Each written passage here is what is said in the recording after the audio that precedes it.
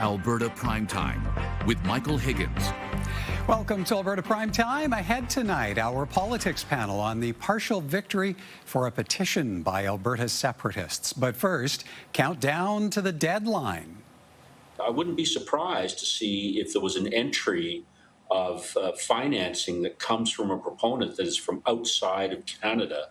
That wouldn't surprise me at all. Gary Marr on Alberta Primetime Friday, anticipating an announcement on July 1st, the deadline for the Smith government to submit its pipeline proposal. That timeline, however, has now shifted to Thursday, when the Premier's office says a major announcement will share details about Alberta's submission to the Major Projects Office. Joining us now from Jasper, Federal Finance Minister François-Philippe Champagne. Minister Champagne, good to see you, sir. Welcome back. Good to be back on the show with you, Michael, and good to be in Jasper. All right, well, let's touch first on why you're in Jasper. Announcing, I understand, an additional $500+ million in wildfire recovery funding, nearly 2 years since the disaster. Where are those dollars being directed? Well, you're quite right. I think the message to the folks in Jasper is simple, but it's also powerful. We are here for you, and Canada is there for you as well. We're going to rebuild Jasper together. A lot has already been accomplished, but today is a landmark announcement. We're going to be deploying $520 million in additional funds to do three things. The first thing is to restore essential infrastructure. You know, since 2024 in the wildfire, there's a lot of infrastructure that has been damaged, a lot has been destroyed, and we want to rebuild these critical infrastructure. You're talking about camping ground, you're talking about utilities, you're talking about roads, you're talking about making sure that we rebuild better and somewhat faster to make sure that we can restore what we have seen, obviously, before the wildfire. The second thing, which is very important for families and people who have been working here in Jasper, is accelerate or expand capacity for temporary housing. You know, you just have to walk across town to see how much has been done, but there is still need to expand interim housing for the people who are here. The third thing is fire prevention. So there's a number of measures that Parks Canada, in collaboration with the town of Jasper, have been looking to make sure we have fire prevention measures in place. So this package is really about to restore the historical beauty of Jasper and supporting the people, the families, the workers who have been doing so much work during the last 2 years, and say, you know, we stand with you. The country stands with you. And I think it was a powerful message to come here and be with the people who have, you know, witnessed the devastation, but also with you know, words of hope and support to all the community here in Jasper. All right, let's shift gears a little bit. You're here in the province the day before the initial deadline for the Smith government to deliver its pipeline proposal. Concerned at all that the Smith government has moved the timeline to Thursday? Well, listen, I respect the choice of the Premier. We exchanged yesterday. She knows that obviously that I'm here. I'm going to be here for the next few days in Alberta. But I'm just reminded that, you know, yesterday I was with the head of the International Energy Agency, and he was talking about the role of Canada as an energy superpower. And we've been very clear in engaging very constructively the Prime Minister, the Premier of Alberta, my colleagues, to make sure that we are there to support energy exports. I think it's one of the great opportunities for Canada. Fatih Birol, which is the head of the International Energy Agency, yesterday was saying it's a once-in-a-lifetime opportunity.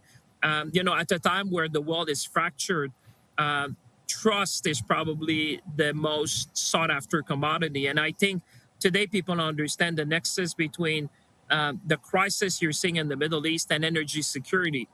People want to have trusted, reliable partner, and in that sense, Canada stands out. People see the nexus between economic security, energy security, and national security. So, you know, I don't want to speculate. We'll see what comes out of the Alberta government. But at the same time, we have been there to make sure that we support energy expansion in the country, whether it's conventional energy, renewable energy, nuclear energy. I think there's a lot for Canada to offer to the world. If it is a financing proponent only and not a pipeline company that is committing, at least at this juncture, to the project, how would that change dynamics of the proposal and whether or not it would be designated a project of national interest?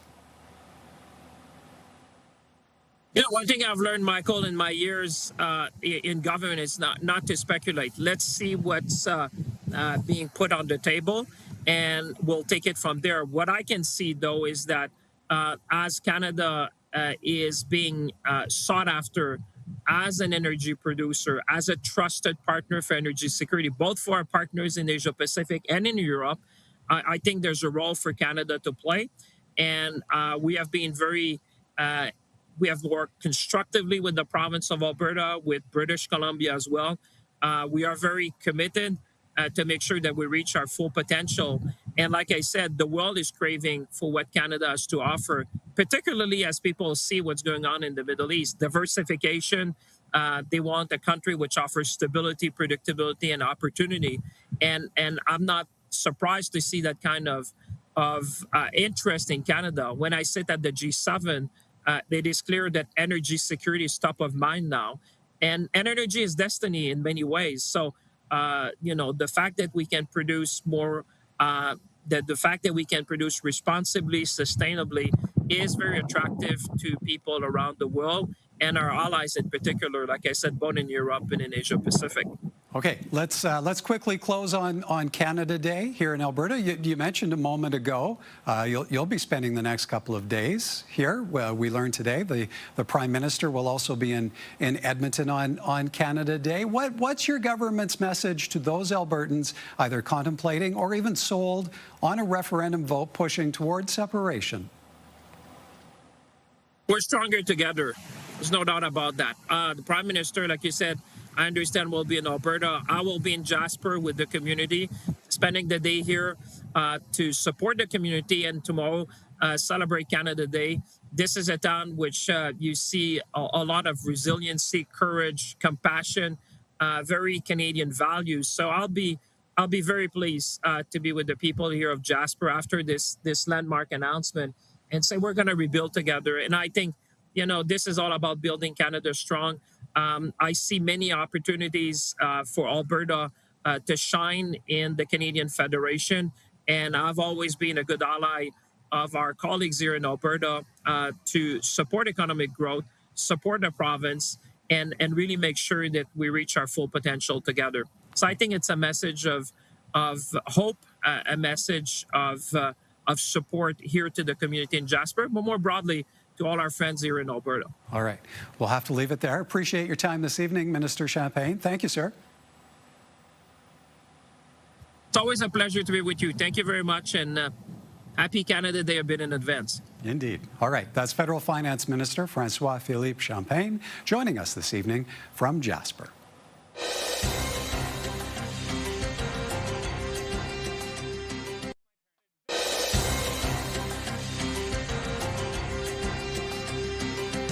From the status of Alberta's pipeline proposal to the separatist petition, back on the radar, and the by-election race to come in Calgary Shaw. Time now for tonight's politics panel. And joining us this evening, Dwayne Bratt, political scientist at Mount Royal University, and Rob Breckenridge, writer, broadcaster, and Calgary Herald columnist. Good evening to you both. And let's begin with Alberta's pitch for a West Coast pipeline, an application that was to be submitted by July 1st as part of the MOU update agreed to in May. However, the Premier's office signaling Monday that there will now be a major announcement Thursday to share details of Alberta's submission. Dwayne, if they agreed to July 1st, knowing that's Canada Day, what's to be read into now pushing this to Thursday? I mean, the first MOU was delayed. The second MOU is delayed. The fact that the pipeline announcement is being delayed 24 hours, I don't think is a big deal. These are complicated processes to get it through. I would imagine it is ready to go right now. I can't imagine what else they're going to be doing today and tomorrow. But all of these decisions have been delayed. So there you go. Now, Rob, what if it is that the proposal submitted on Thursday does not include a private sector proponent? Where do you think that might leave MOU dynamics? Well, it's going to leave a lot of questions. I think, the idea is to at least have something formal submitted to the office and then get that federal designation that it's, something that's in the national interest. I think the expectation, the hope is that once you kind of take those steps, that will be a signal to these private sector partners that it's been de-risked to a large extent and that they're willing to come in. I think there's two sides to the private sector involvement, though. Of course, there's the private sector side of wanting to be a partner in building this pipeline, but then also you need to make sure you've got the shipper commitments from the private sector that they want to put product in this pipeline. You need those commitments, those guarantees to be able to move the project forward. So I suspect we're going to hear from Alberta, the Premier and the Energy Minister this week, that's kind of how they expect this to play out. And I think, again, to really sort of put the onus on the federal government that it's because of federal policies in the past that have discouraged that private sector participation from coming forward, or why there's some hesitancy. I guess the other element to all of this is the Pathways project and how much detail are we going to get on that. The federal government has said that kind of has to go hand in hand with the pipeline, and that also requires some private sector commitments. So a lot of questions, I think, still going into Thursday. And Dwayne, we heard from Federal Finance Minister Francois Philippe Champagne off the top. Any reason to suggest federal support of the pipeline proposal would be wavering with another shift in Alberta's timeline? But again, I think it's less about the timeline than the proponent issue, and more importantly, the route. I assumed all along that the Alberta government was going to take the lead on this. We don't know if there is a minority stake for the private sector, or if their plan is to build it and then transfer it over, similar to the TMX process. But where's the route? Is it a northern route? Is it a southern route? There's a lot of details. Obviously, the federal government is going to have to make a decision about whether it's a major project, but I don't think it's going to be governed by the fact that it's a 24-hour delay. Yeah, lots of questions to be answered as this latest proposal is rolled out. Okay, for us, next up, developments on the separation petition front. Alberta's top court on Monday granting a partial stay that clears Elections Alberta to verify signatures from the Stay Free Alberta petition calling for a referendum on separation and then report results to the public. The process was stalled in May by a Court of King's Bench ruling that found the province neglected its duty to consult First Nations. Rob, if it is that the signatures are verified, how do you see this changing discussions through the summer in the lead up to the referendum? I don't know that it's going to change that much. I think we're locked into this referendum as it's written. I don't think that's going to change. I think the question moving forward is if at some point this appeal is successful and this petition actually is unlocked, would it prompt a binding referendum, even if Albertans vote in October to say they don't want one? So that'll be the interesting question moving forward. I think at this point, it may as well be, let's find out. Let's get those numbers out there. I saw, Thomas Lukaszuk from Forever Canadian and some of the other Federalists or anti-separatist sides saying, fine, they've boasted about their numbers.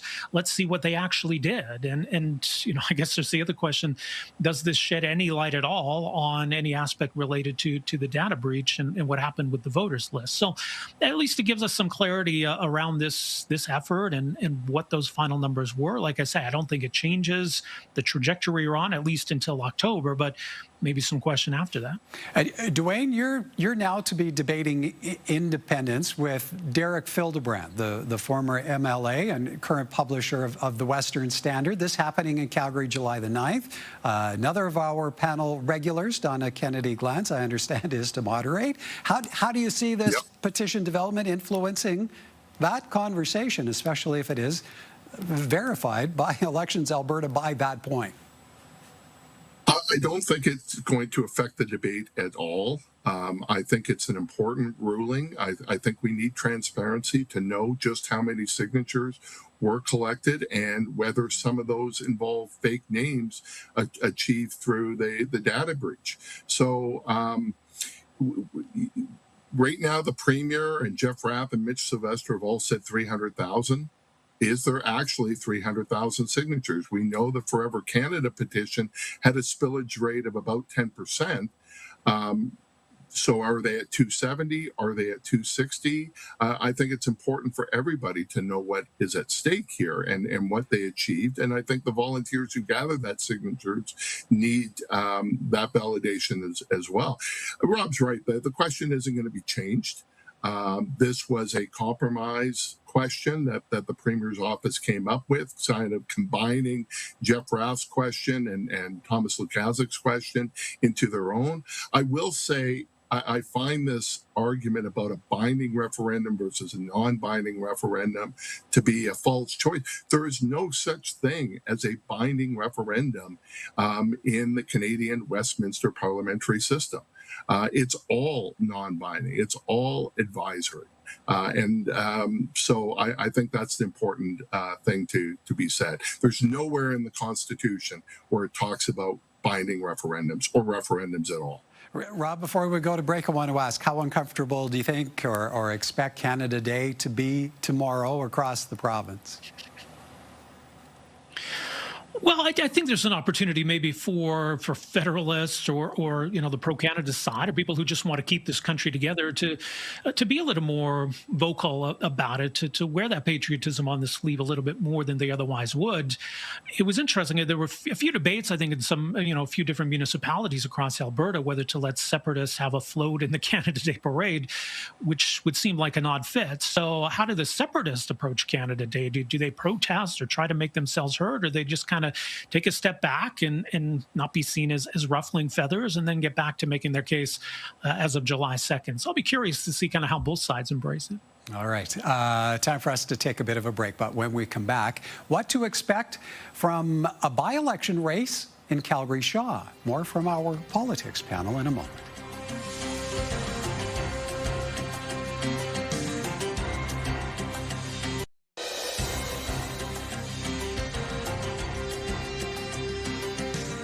Welcome back. Candidates are queuing up for the pending by-election in Calgary Shaw, with the NDP most recently naming their pick, Kyle Campbell. Lowering costs so that families can breathe again. Fixing the healthcare system so that people don't have to worry if the system will give them the help when they need it. And strengthening our schools so that the future of our children starts off with a bright start. Also last week, local businessman Mike Derry won the nomination to run for the UCP, beating out Calgary City Councillor Dan McLean in the process. The resignation by MLA and former Cabinet Minister Rebecca Schultz back in May opened up the seat, and under provincial law, a by-election must be called within 6 months. Dwayne, being a by-election, what would make this an interesting race worth watching? Well, there's several dimensions. One is the by-election will likely occur after the referendum vote. We'll have to see what impact that has on the by-election. This is a very safe Calgary UCP seat, but it also highlights some of the internal party dynamics. A pro-separatist candidate was disqualified for nominations due to procedural rules. We had a sitting city councillor run, expected to win, but lost. So I think it says a lot more about internal party politics than, could the NDP actually switch this seat up, and especially the timing of this. I think it's going to be very interesting. And we always give inflated views to by-elections. Indeed. And Rob, to pick up on that UCP side of the equation, what are you watching for, as Dwayne points out, the internal party dynamics? There certainly has been a lot of attention of late drawn to separatist forces making their presence known within the party.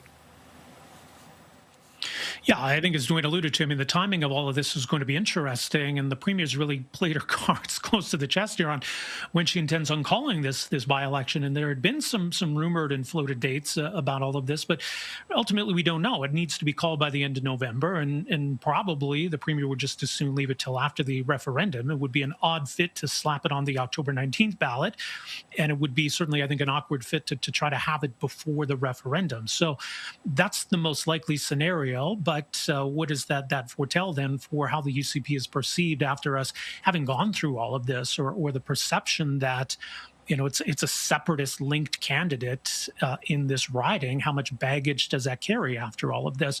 So that makes it an interesting dynamic. Of course, you got what else is happening in the UCP and the possibility of some kind of a leadership review that Smith could face after all of this. And for the NDP, I mean, a lot of Calgary has been a real battleground for them, but not as much this riding. So if they can make some inroads here, that may bode well for them moving forward. Of course, we don't know what the Calgary map's going to look like, or the rest of the province for that matter, come the election next year. Dwayne, to pick up on some of Rob's points there, what's riding on the campaign ahead where the NDP is concerned, even as it relates to the leadership of Naheed Nenshi? So Calgary is a battleground, but the further south, the furthest suburban Calgary has not been. The NDP did make massive gains in Calgary Shaw in 2023, but still lost by 13 points. They would have to duplicate that vote effort to get it out. I'm not sure this has a big issue with Nenshi's leadership. If the NDP loses this seat, they're expected to lose this seat. But if somehow they were able to win this seat, I think it would really put a lot of Alberta politics into play. Because if they can win Calgary Shaw, the NDP could win it almost anywhere. Okay, so Rob, assuming this by-election will be triggered to happen in the weeks following the October 19th referendum, how engaged do you see Albertans being on how it plays out, voters included in Calgary Shaw? Well, there may be some degree of fatigue and I think some frustration that, we're going through all of this. I mean, there's been a lot of discussion around the cost of holding this referendum and how much elections Alberta is having to do in terms of printing tens of millions of ballots, hiring upwards of 60,000 elections workers, and that's been a real challenge. Then they got to worry about, starting to implement this map whenever that's produced for them. And then, on top of this, to manage this by-election. So I think it speaks to just, all of the resources that's going into delivering all of this. I do wonder to what extent there would be some frustration in Calgary Shaw that, this gets thrown in on top of everything else, and then they're going to have to go back to the polls in less than a year after that. Does any of that spill over and manifest in frustration with the government? I think that could be a bit of a wild card factor. Okay, last 30 seconds to you, Dwayne. Is there a degree of risk here for the UCP? Of course there is, because of the timing of this. If particularly if there's a backlash by the public towards the referendum, does that play itself out in the by-election? And what does voter turnout look like? Do UCP supporters, for example, stay at home because they may be upset with the Premier's role in the separation referendum question? We simply don't know. It's going to be too early yet. All right. We'll leave it there. Great to see you both. Hope you have an awesome Canada Day. Thanks, Michael.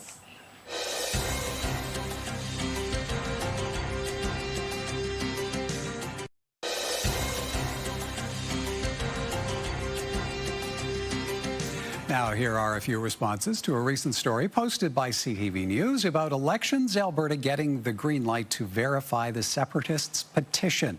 According to Stands Alone, they need to call everyone on that list to verify it, not just check it against the voters list of Alberta. Real Frenchie weighs in with, so Alberta wants to be the 51st state. Johnny responds with, hope you don't come to Canada Day. Joe thinks this is unfair, right? writing, if the water not coal petition can't be included in the referendum, then this petition should not be allowed to modify the existing referendum. And Arthur chimes in with this: Dear Alberta, take me with you, signed a Conservative in Toronto. Remember, you can always have a say. Email us anytime at comments@albertaprimetime.com. That is our program for tonight. Have a great evening and a great Canada Day, everyone. From all of us at Alberta Primetime, thank you for watching, and join us again next time.